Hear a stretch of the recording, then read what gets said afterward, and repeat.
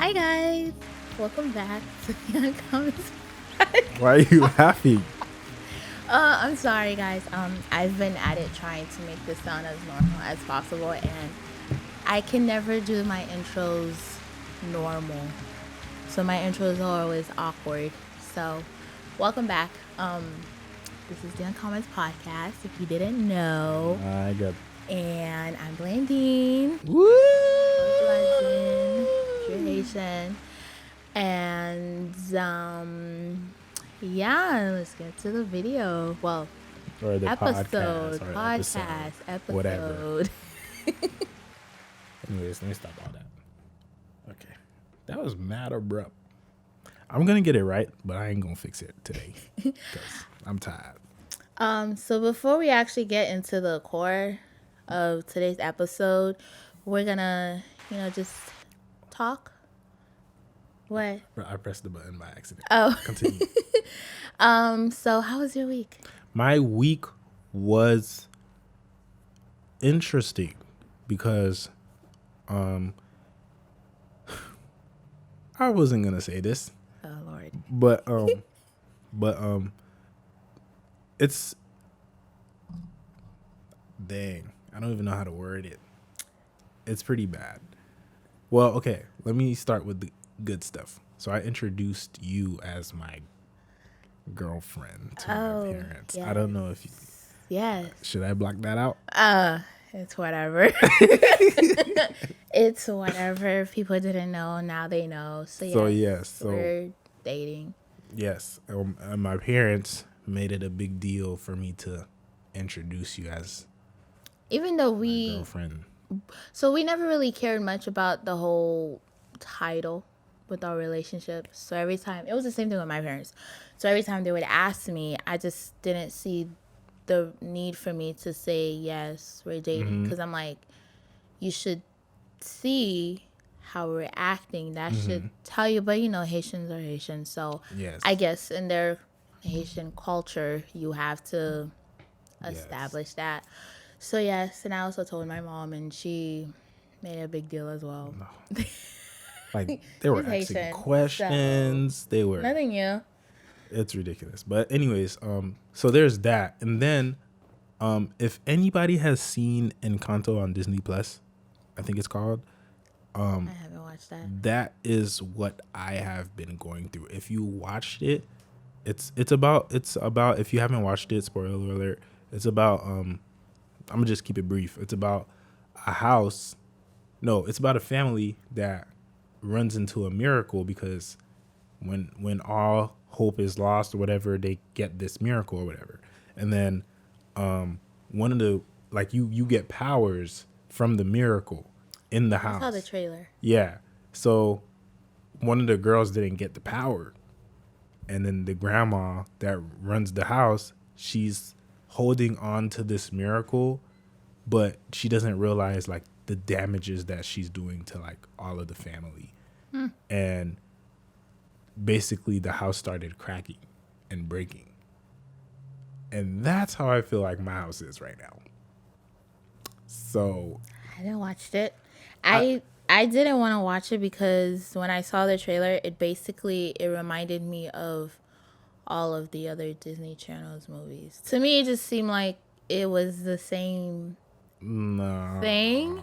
it is Maybe the same thing. message was different, but I just felt like the way All the movies are the same. But if you like the message are very adult like. Like the message are like the what was being said in the movie was more for like me. Like tell me why I'm sitting there crying at the movie because I'm like, bro, this is my house. It's breaking apart because such and such don't want to do such and such. I'm not gonna say no names. Some people be watching. He brought it up at the. right. Anyways, so another thing that's going on out there is, did y'all find out that Rihanna's pregnant with what's his face? ASAP. Yeah, she's pregnant. She looks so pretty. I saw the picture. I need a boo button. Why are you so against Rihanna? Because it should have been me. She could have waited. I was gonna we're gonna leave you. Okay, so then you're gonna be in line because there's a whole bunch of I'm not. other It's men. me. It's me. Right. It's me. Anyways, yeah, she looks so pretty. I don't know if you guys saw the picture where she was like in pink and then she was showing her belly, and I was like, oh my gosh, like she Yes. just had that whole pregnancy glow. I'm jealous. She looked very happy, so I'm happy for her. It could have been us. I'm gonna cut that out. But yes. Don't. Why you look at me like that? Don't. Damn. Don't. But And yeah. then, You didn't say that we were fasting. oh yeah. Yes. So yes, we we were did start we were supposed to fasting. record last week. Yeah, I we forgot. were supposed to record last week, and then life happened, basically. What happened? I don't remember. That's why I'm saying life. Cause we were Why is that escaping my mind supposed to record on Sunday, and then you were depressed, and you didn't feel like recording. You didn't feel like of the talking, movie. Because of the movie. and you didn't feel like talking about God, cause we were starting the Bible session. Yes. Oh, okay. So I'm gonna talk about it because I think it's important. I think it's important that I do. So basically, it was my birthday, on the 15th of last month. Woo! Oh, claps. You see, this is why you need the headphones, because it's not gonna make sense if you don't have the headphones. But anyways, it was my birthday, and my dad has this thing, which is why I always tell you, like, I don't want to do anything for my birthday because I want to be home. My dad has this thing where we have to pray because, it's your birthday. You want to pray for your birthday. Blah, blah, blah. Culture. So we didn't pray on my birthday because I was out all day with you. Right. And then you went to church. And then I went to So church it right wasn't after. my fault. No, I'm not saying it's your fault. I'm just saying No, I was I just know. out all day. So I'm like, we'll just do it another day, whatever. It doesn't have to be on my birthday. I'm praying regardless. Like, it doesn't have to be on my birthday. So I get to his room and we finally pray the next week. And my dad's like, I don't know why, but you guys are scared to come up to me and get this prayer. And I'm like, in my head, I'm like, I'm not, but okay. I literally came to you and said we should pray before your birthday comes. I've said that before, but it's just timing just wasn't right. It's just the timing, and plus, my dad talks forever. That's all he So it's did, like- dads. So it's like I didn't want to come come home from church at like 10 something just to stay up until 2, because we will stay up until 2. And so yeah, basically he's talking yada yada yada, and he's trying to tell me the truth with love. That was his thing. He's trying to tell me the truth with love, and he goes, yeah, That's the rough love. I'm not satisfied with you guys. I thought you guys would have been somewhere else in life. Thought you guys would have been That this, is that. Mind you, I'm 25, so I'm stressing about that as much as anybody, if not more, because it's my life. So that just discouraged me, and it was a lot of talks about like I feel like I'm not seen, like I feel like he don't really be looking, and then he'll be like, I don't see you guys do anything. Mm-hmm. So then it's like, dang, all my hard work was for nothing. So then the next day in church, out of nowhere, it's a normal day, and he's preaching or whatever, and then everybody's happy, everybody's dancing, and in the midst of all that, I just start breaking down. I just start crying. And I did not want to come on this show with that energy, because at that point I felt like I was getting pulled away from God, because right as I'm fasting, this is when everything wants to happen, and then the enemy be working, and he be trying to like pull me in the wrong direction. And I'm not gonna lie, it worked, because I feel like your dad has such a powerful role that they're supposed to be like God, basically. They're supposed to uh obviously they're gonna be human, so they're gonna make mistakes, but you should not be afraid to go to your dad. You should not be like, they shouldn't be so stern, because then you're gonna start to view God like that. And I didn't realize I was doing that, but I was. So then every time something bad happens with like me and my dad, I can't really go to God like that, because it's like, dang, I feel like he's gonna look at me with shame. And I feel like that happens, like Haitian parents, well, Haitian dads, but parents in general, they're like that because of how they were raised back in Haiti. Because I'm just assuming that back in Haiti, they needed that tough love because it was a Right. hard culture and Right. all that stuff. So, Well, mind you, my dad didn't have his dad. well, and that makes it even worse So for him because he didn't have that's that. that's the battle I'm having, because I'm trying to be forgiving, because like, you don't have a rule book on how to raise me. You're learning just as much as I am Yeah. on how to receive his love. Like, I don't know how to explain it, but it's I do want to talk about that in another episode, because I can spill about that for forever. I can go on a timer for forever, and we ain't got time for that. We have other things that we had planned. So yeah, yeah. Okay. So, on that, well, I'll talk about my week. Oh, my bad. Well, talk about the fast though. Well, yeah, that's what my week Oh, is, okay. basically. Yeah. Go ahead. I started my fast. Well, in my fast, I was seeking Oh, humility. you can't hear it because I put the clapping thing. Oh. I don't have go my ahead. headphones. Go ahead. I was seeking humility because if you don't know me personally, I'm starting this new journey of being a worship leader, and it's hard. It's hard, especially for me, because when the way I worship God, I show a lot of emotions, and I just outward emotions. And when I lead a service and I see people, they're not showing that emotion, because I'm like, it took me a while to understand that everybody worships different. You told me that, but it took me a while to understand that. And it used to make me feel like, why are they not worshiping like that? Like, what is Right. going on? And then, so during this fast, I was asking God for humility, because I'm like, I'm not doing this for me. Yeah, you say that, but like, it's harder to actually, Mean it. yeah.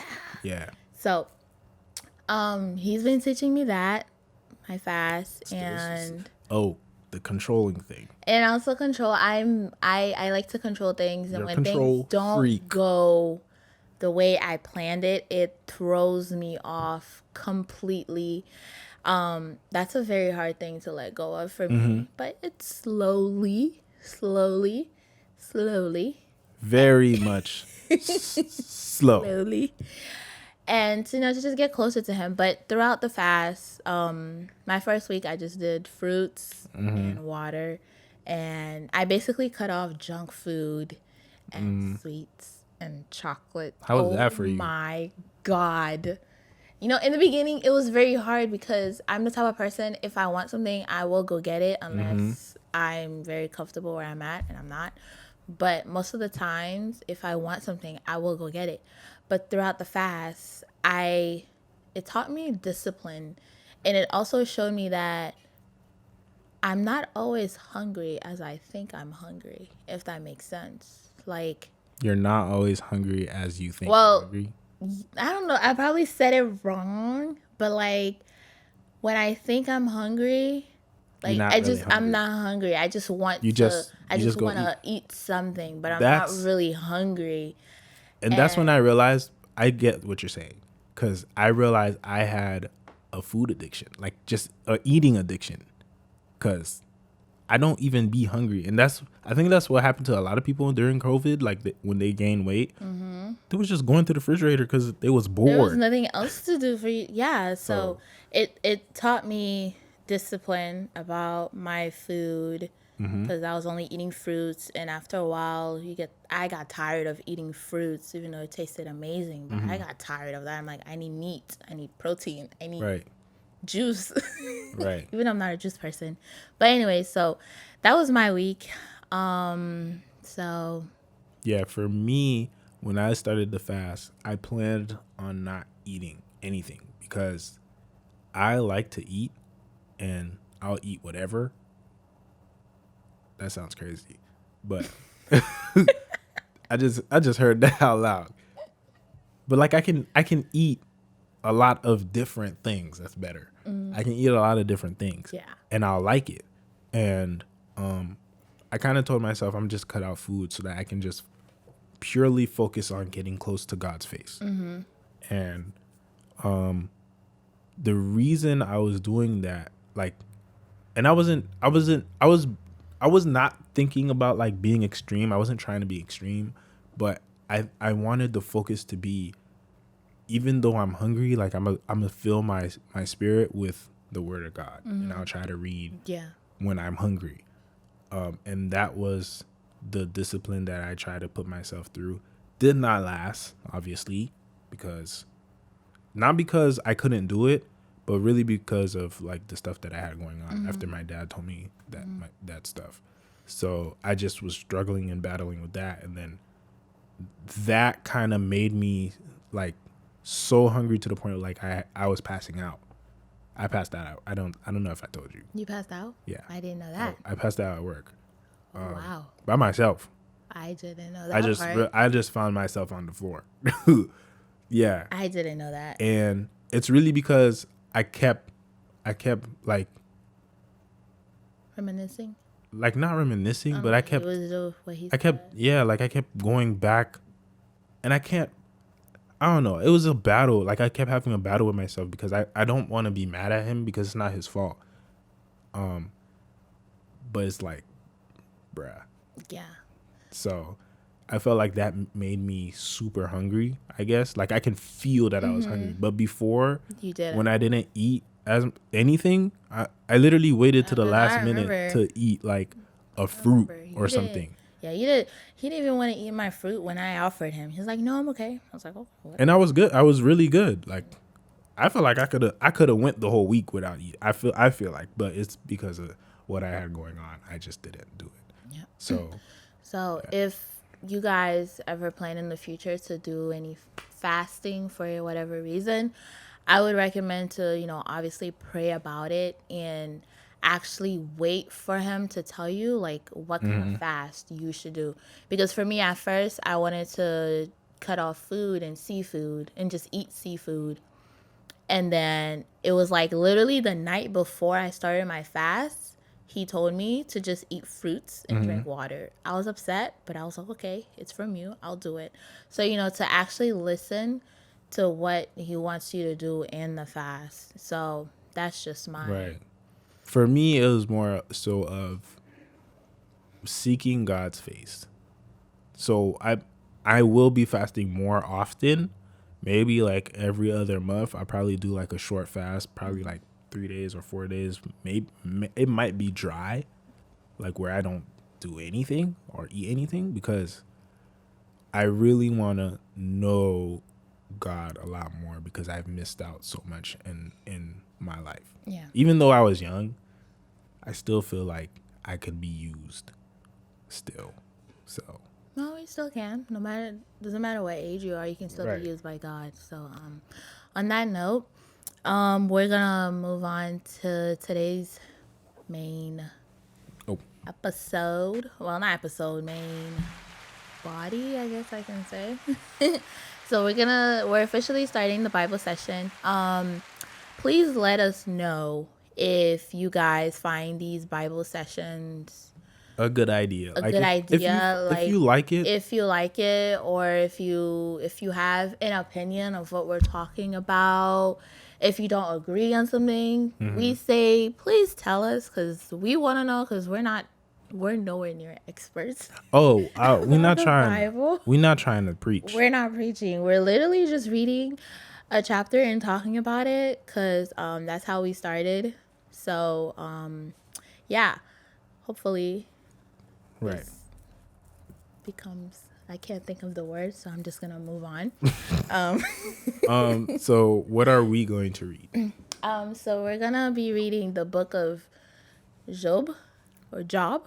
I don't know how you say it. I always get stuck on Job or Job, but I'm like, I don't think his name is Job, because job is somewhere you go to work. So I just say Job in Creole. So Job. yeah, I just say Job, because that's how I would say it in Creole. So Foi if Job. I say it wrong, y'all let me know. I think it's am. Job. But it sounds weird to me when you say Job. So I just say Job. Job. Yeah, so that's how I'm Foi gonna be Job. saying it. So we're gonna be reading the book of Job. We're not reading the whole book, because it's like 40. Forever. It's 40 chapters. It's and forever. It's a lot of chapters. So we're gonna read just like a chunk, and just to give you guys like a background of what it is about. It's basically about this righteous man who's going through a lot of trials and suffering, and he's basically questioning God, like, why is this happening to me? And I feel like all of us in general go through that. So yeah. So where did you get that from to read Job? So I'm actually reading this book for my fast. So that's where God sent me for my fast. I was reading, I was reading a psalm. It was like a chapter. I mean, it was a chapter before Job ended. No, that's not what happened. Daniel's. I was Daniel. reading Daniel's, because I was trying to figure out, why do people do 21-day fast? And then I learned that in the book of Daniel's, he didn't even do a 21-day fast. It was just a 10-day fast. So I was just doing a whole bunch of research, and then somehow I landed on Job, and then I read the first chapter. I was like, and when I read the first chapter, to me, I was like, God is speaking to me. And I was like, he wants me to read this book for my fast. So I've been reading this book for my fast. Okay. So that's what we're starting on for the Bible session. All right. So before you get to that, the camera about to stop. So I'm just gonna. Oh. Okay. I'm going to pause it, and then we'll get back to it. We'll back in like 1 second. Hey guys, welcome back to another video at The Uncommons. Today's video will be about the new website. As you can see, we did a lot of upgrading. It is more user friendly. I had an amazing photographer who did my niece and I pictures, and it came out bomb. The episode page is still the same. The website is actually www.theuncommonsllc.com now, so it is no longer .club. Yes, I know. That was very weird for it to be .club, so now it is .com. The episodes page is still the same, and merchandise is actually available for purchase now, so get it while it lasts, guys. And if you ever have any questions, you can always contact me on my website. I am always available. And until next time, guys, stay safe. I'll see you on the next episode. So I'm gonna start reading. I'm reading from my iPad. It's the NLT version, my Bible app, because if I do like my actual physical Bible, they use a lot of very complicated words, and I didn't want to do that to you guys. So because he be lost when I be reading. He be lost when I be reading from my Bible. So I'm a public school graduate. I am too. So I'm gonna. Yeah, it's draining my iPad. Sorry. Right. Oh. So let me start. Go ahead. Job 1. There once was a man named Job who lived in the land of Uz. It's UZ, so I say Uz. I don't know how accurate that is. He was blameless, a man of complete integrity. He feared God and stayed away from evil. He had 7 sons and 3 daughters. He owned 7,000 sheep, 3,000 camels, 500 teams of oxen, and 500 female donkeys. He also had many servants. He was in fact the sorry, my tongue slipped. He was in fact the richest person in that entire area. I'm sorry, guys. I'm nervous because I've never really read in front of a camera, so I'm just nervous. Ain't nobody here. Job's son would take turns preparing feasts in their homes, and they would also invite their 3 sisters to celebrate with them. When these celebrations ended, sometimes after several days, Job would purify his children. He would get up early in the morning and offer a burnt offering for each of them. For Job said to himself, "Perhaps my children have sinned and have cursed God in their hearts." This was Job's regular practice. So before I continue, I really was gonna read the whole thing, but I don't know why. But to me, I was like, in a way, I feel like Haitian parents are like this. Like, cause like in verse 5, it says that when the celebrations ended, Job would go before God and offer a sacrifice. And I feel like Haitian parents, they always go to God and pray for their kids, even though sometimes their prayers be like harsh. I know with my mom, this one time she was praying for us. She said, "God, even if my kids have to lose their legs for them to come back to you, let it be so." And I was like, what? Lose a leg. I was like, why I gotta lose a leg to come back to God? But so that was just a random thought when I was reading it. Sorry. Oh. Oh well. Continuing, verse 6. One day the members of the heavenly court came to present themselves before the Lord, and the accuser, Satan, came with them. "Where have you come from?" the Lord asked Satan. Satan answered the Lord, "I have been patrolling the earth, watching everything that's going on." Then the Lord asked Satan, "Have you noticed my servant Job? He is the finest man in all the earth. He is blameless, a man of complete integrity. He fears God and stays away from evil." Satan replied to the Lord, "Yes, but Job has a good reason to fear God. You have always put a wall of protection around him, in his home, in his property. You have made him prosper in everything he does. Look how rich he is. But reach out and take away everything he has, and he will surely curse you to your face." "All right, you may test him," the Lord said to Satan. "Do whatever you want with everything he possesses, but don't harm him physically." So Satan left the Lord's presence. One day, when Job's sons and daughters were feasting at the oldest brother's house, a messenger arrived at Job's home with this news: "Your oxen were plowing with the donkeys feeding beside them, when the Sabaeans raided us. They stole all the animals and killed all the farmlands. I am the only one who escaped to tell you." While he was still speaking, another messenger arrived with this news: "The fire of God has fallen from heaven and burned up your sheep and all the shepherds. I am the only one who escaped to tell you." While he was still speaking, a third messenger arrived with this news: "3 bands of Chaldean raiders have stolen your camels and killed your servants. I am the only one who escaped to tell you." While he was still speaking, another messenger arrived with this news: "Your sons and daughters were feasting in their oldest brother's home. Suddenly, a powerful wind swept in from the wilderness and hit the house on all sides.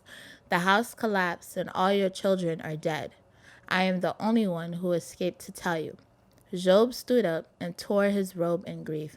Then he shaved his head and fell to the ground to worship. He said, "I came naked from my mother's womb, and I will be naked when I leave. The Lord gave me what I had, and the Lord has taken it away. Praise the name of the Lord." In all of this, Job did not sin by blaming God. Whew. That's some heavy stuff. I don't know about y'all, but I don't think the first thing I would have done was get down on the floor and worship God. If I lost my family, my income, my house, whatever it is, I was just like, and then the thing is that what I realized is that a situation happened after another. It just came. Like, he didn't even have like a chance to breathe, to be like, okay, let me process this. Okay, I lost all my cows or whatever animals they were, donkeys. I lost all of that. Okay, my kids are dead. They're just like he didn't even breathe. So I think, like, because there was a season last year where a lot of good people in my family had died from COVID or just being sick or whatever. And it's kind of, it was happening back to back. Like, we didn't have that. I think that's why I struggled last year, because I didn't really have time to really sit down and grieve. It's kind of a testament to how life is.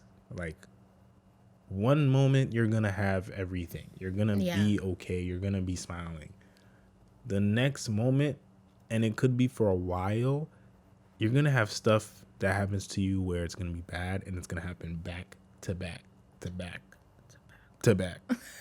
And the part I like the most in this whole book or this chapter was at the end where Jobs, he still gave praise to God. yeah, Because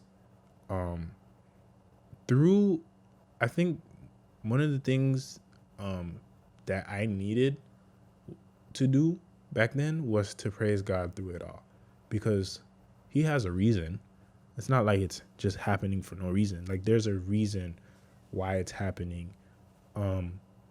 And like, I may not understand it, but I feel like the reason all those things happened last year for me, like when people were dying and I just was very depressed about it and all that, it brought me closer to God.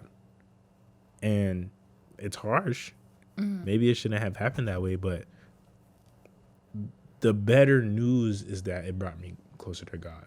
And I know those people are they're in a better place. Like, if you knew them, you would know, like, they're good. God got them. But it's like,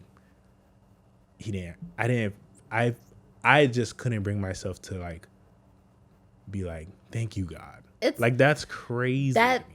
I think that's just, it's hard. Like, I don't know. I pray one day I'll get in that space where I can just say thank you even though I'm suffering. Right now it's hard for me to do that. I think that's just our human nature, for us to automatically say thank you. The first thing we say is thank you, not why, which is what he did. To me, that is hard. But like, if you seek God, he will help you to do that. But it's just, you have to seek him. I like putting it with this saying that they always say is about failure, and how they always say, like, failure is good. I like to look at it like that, because it's like, technically it is good for you. Like, if you fail, You grow. you grow from that failure. You learn what you should do better. You figure out, okay, that didn't work, let me do it this way. Oh, this actually works. Thank you, God, because if I didn't fail, I probably wouldn't have known that. Yeah. And he's gonna bless you in ways that are bigger than what you think. Like, if you failed the first time, and then the second time you go back at it again, and you're just looking for, like, a small little, what you call it, like a small piece of success, I guess, from what you're doing or whatever it is. He's gonna give you a bigger piece of that that you're not success expecting. that you're not even expecting, because you trusted in him and you gave him praise. Yeah.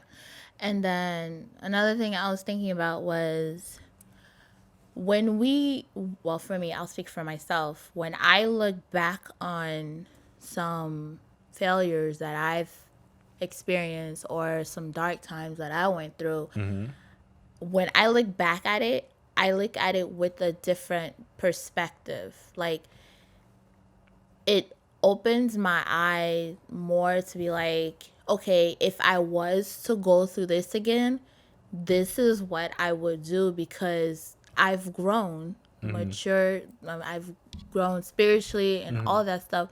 So I know what to say and I know what to do. So I feel like dark times are hard, but I feel like they're necessary for growth physically and spiritually. Because, I mean, for example, when you go to the gym, you're in pain when you're working out, but over time, the soreness goes away and you gain the muscle. So it's the same thing spiritually and all that stuff. Another thing I noticed in the book, I should say, was that Satan basically received permission from God to go do what he did to Job. So it's not like he woke up one day and was like, okay, I'm going to go ahead and mess up his life. You know, God was like, okay, I give you permission to do that because God already knew what Job's response was going to be. Like, he didn't let Satan do it for his sake. I felt like he let Satan do what he did to show Satan that he's still going to praise me.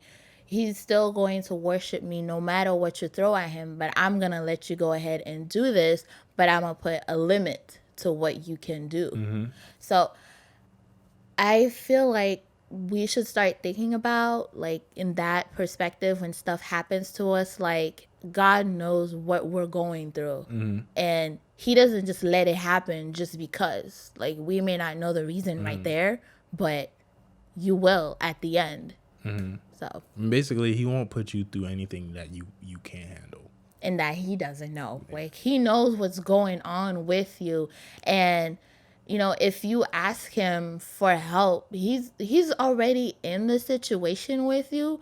You just have to put your focus on him to see that he's in there with you, basically. So, I think expressing that it's not easy is important. it's Because I've always struggled with that. Like, bro, I'm gonna put my faith in this guy. now that even know. you I don't can't even see the man. I'm supposed to just. So like you're often gonna tend to like yourself. You're always gonna be like, let me just fix it because it'll be easier if I fix it. And sometimes, I mean, a lot of the times people be walking in blind faith, which is not good. But sometimes it just be like, you just gotta step on faith. Yeah, You- but it's easier said than done. Okay, faith to me is easier said than done. Faith is easier said than done. If you guys hear my mom in the background, sorry, but It is what it is. faith is easier said than done because faith is not a one day thing. Faith is an everyday thing. Right. And faith is trusting in the impossible, believing in the impossible, believing that God's going to get you through this no matter what. Even if you don't know how he's going to do it, he's going to do it. And then I think I sent you the video. I forgot his name, the pastor from that sermon. Crazy Faith. Yes, Crazy Michael Faith. Todd. Yeah. No, it wasn't. It wasn't Michael Todd, but it was It's from his Transformation church, Michael Todd's church. And then one thing he said that I really liked, he was like, if you tell someone about like what God, like if you're going through something and you know God's going to deliver you, like if you tell someone else about it, God has to deliver on the promise. Because then if you don't tell anybody, and then if he doesn't come through with it, then it's just within you. It's just you're the only one who knows. Then it doesn't matter. You're just like, oh, okay, I knew it was gonna happen. But like if you tell somebody else, God has to deliver on that promise. I don't know. I just That's why it's important to like share your testimonies and share like what you're going. Like, I didn't want to talk about the dad thing, but I know God's gonna deliver like the situation. Siri, ain't nobody talking to you. God's gonna deliver me from that situation with my parents, because it's like I want to hold that in to save face, not my face, but his face. Like, Yeah, I mean, he's a pastor. That's like a yeah, and like you're a pastor, but your home is like not the best. It's not a good look. So I never wanted to like put him under the bus, but I have to, because I like right now I'm praying that we better our relationship. We better our like the way we handle things in the house, so that we don't have a broken house, so that when I do have kids, I will bring them to my dad's house. Like at the moment, I'm shying away from that. But I have to say those things so that, God hear, like people hear that I'm telling about this, and it will go differently in my life. I believe that it will go differently in my life. So it's very important to share your testimonies, even when it's that's why, okay, I have a gas story. That's why I wanted to talk about this. I just remembered. Okay, so I'm gonna say the gas story. I'm down bad. I don't have no money. I don't get paid because I've been paying for class supplies. Why'd you pause after you call? What the heck? Because I want to cut it out. Oh. Sorry. I didn't know what you were doing. I was trying to cut it out. Okay. But okay. So don't have no money, needed gas. And I just spent all my money on bills and school supplies, because art classes are expensive. They don't pay for that stuff. You have to buy all your art supplies by yourself. That alone, and I didn't even buy the whole thing, was like $200. So I have no money. And I just pray to God, like in the car on my way to work. Like my gas is on E, under the E. And I'm like, God, please, I just need $5. I just need $5 so I can go to work. And then I'll figure it out tomorrow. I just need $5 so I can go to work. I get this urge to go to the gas station. Go to the gas station that day, and I'm sitting at the gas station, and I guess I was talking to Reggie about this, and he was like, "Yeah, we expect God to just work this miracle." So I go to the gas station expecting something, because that's how much faith I have that God's gonna answer. And the faith is like, it's literally a mustard seed, because I'm like, you're not gonna give me $5. You're not gonna give me $5. So I'm at the gas station. The weirdest thing happened.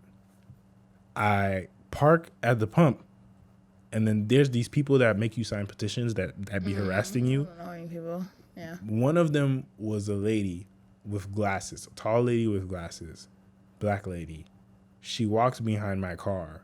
I look at my rearview mirror. She's gone. I think she disappeared.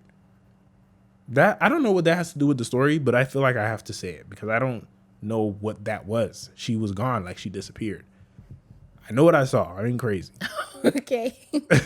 So I'm there, and I'm already late for work, and I was there for probably 10, 15 minutes. I'm sitting there. I'm like, God, what do I do now? Like, I felt you telling me to come here. What do I do now? I ain't getting no answer. I'm just there. Nothing happens. So then, I leave after 15 minutes. I'm there for quite a while, because at this point, I'm already 30, 40 minutes late to my job. So I just go to work, and I'm praying to God that my car makes it to work, because the way it was, like this is the E, and hold on. This is the E, right? And this is the little needle. Yeah. Cat. I don't know if y'all can see that. Wow. The E is right here, and the needle is right here, right? So I come home, and then I'm still gonna praise you. because it's like, I don't know if you were trying to tell me something or if it was a test that you wanted me to like feel, but I'm still gonna praise you because that's what was in my heart to do. Yeah. I had to like give him praise because I learning from last season, I can't sit there and be depressed about it. I just can't. So I'm like, I'm just gonna praise you because I don't want to be depressed. I don't want to cry about it. I don't want to be upset that I don't have gas to go home because I literally don't know how I'm gonna get home from my job, and my job was a distance from where I was at already. So at this point, my car is driving by faith, literally.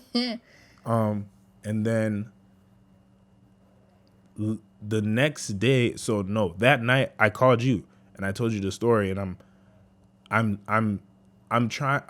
I think you wanted me to feel some type of way, and I wasn't feeling no type of way because it was just like, I mean, I am sad about it, but I mean, I just have to praise him the way I just have to praise him. That's just, I don't want to be sad. I don't want to be sad about it. So then, the next day, I start praying, and then I go in the shower. I do my little morning meditation, whatever, and I go in the shower. I get out of the shower. For whatever reason, my dad comes to my room.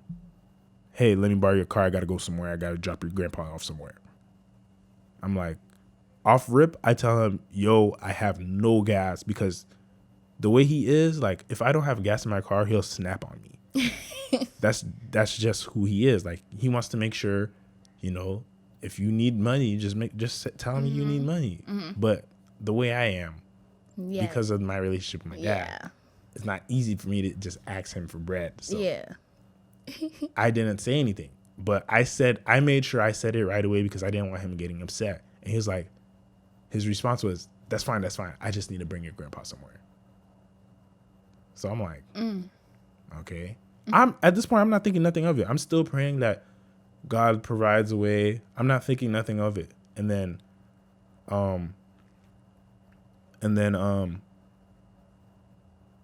he comes back.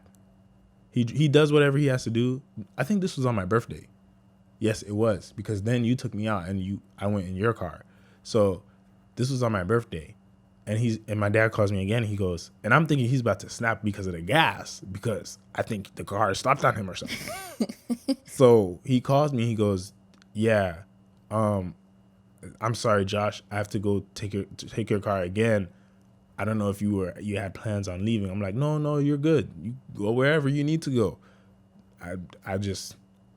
There's no gas in the car. I mean, just make sure. I don't know if you took your wallet. And mind you, my dad's car was at home. Why did he take my car? No idea. So then I come back home finally after church, and I see my car is full. My dad fills my car. And I'm like, I still didn't think nothing of it, because obviously he's going to fill my car. How could he even go anywhere? Obviously, but then when you look back, when I look back, this is exactly what I prayed for. But you prayed for $5 instead. He filled your tank up. No, it wasn't even about the $5. Well, I prayed. I mostly prayed about. I said I need gas. This is exactly what I said. I need gas, even if it's just $5 to fill up the car. I just need gas. Which proves that he listens. And to me, like, that was the smallest prayer I can give. There was a point to that. I forgot what the point was, but I had to. The point was, I felt like me sharing that sharing it with you made it a little bit easier to accept. Because if I just kept that in, then I would have been fighting myself. Yeah. And I would have been like, bro, this is whack. Yeah. This is exactly. Dumb. Which is crazy. But I was able, faith. and I was able to share it with you, and by me doing that, he came in and showed and fulfilled that promise. So, God is crazy. I think God be crazy. He be looking down on us like. I feel like he be laughing at my. He be like, why are you like? Yeah, you're struggling, but why are you struggling alone? Right. Like, I'm here already. Just ask me Right. to actually help you. Like, I won't help you if you don't ask me to Right. come help you, but I'm there. I'll just sit back and watch. Right. I feel like, well, he is a parent in a way, because even though some parents, they'll like meddle their way in, but sometimes they just stand back and look to see if you'll actually go to them for help. Because at the end of the way I see it is like, if you're grown, like if you have kids that are like 18 or out of high school and they're in college or whatever, and then you move into your own house. I know I was listening to Kevin on Stage podcast, and he was like, when he moved into his apartment for the first time, and he was late on rent because the rent was due the next day as soon as he moved in, and he was like, oh, I'm just short $200. They put an eviction notice on my door, and he called his dad. He was like, yo, can I get $200? And his dad was like, no. I mean, well, his dad said you can get it, but just know in life, like, I can't help you because I'm struggling. I'm struggling. But what I took away from that is like God's not gonna, unless you ask, God's not gonna. He's gonna treat you like you're an adult because you've been acting like that. Pretty much. You've been acting like that, so he's gonna treat you like an adult. Yeah. So you have to go out your way to ask. And I wish my dad didn't do that to me. Like, he would make me go out my way to ask for stuff like that. I wish he didn't do that to me because I feel like I can't go to God to ask because I don't want to go out my way to talk to you and then you get mad when I say something. That's beside the point. But anyways. Another thing I wanted to say was that I feel like Job was like a model of how, like one of the models, because there's a lot of models in the Bible of how we're supposed to live and react to stuff, whatnot. But he was a model of how we're supposed to respond to God, how we're supposed to love God, show our appreciation. Like, even though we go through setbacks, that we're still going to love God for who he is, that we don't love God for what he does. And I feel like a lot of Christians and non-Christians, but in general, people, they love to praise God when everything is going well their way. They're like, yeah, God is amazing. Like, don't you see I got this promotion, I got all this and blah blah blah and whatnot. But then when something happens, they're like, oh, God done forgot about me. Who's God? Why do you even go to church? Like, what faith is this? Why is God letting me suffer? Like, what have I done to him? Like, instead of having that mindset, we should be like, how can you use me? Like, I feel like at that point, we're supposed to be like you said, sharing our testimonies, because even though you're going through the trial, you should still share to people, because you don't know. Maybe God is using your trials, your testimony, to save someone who's going through something worse than you. So, change that.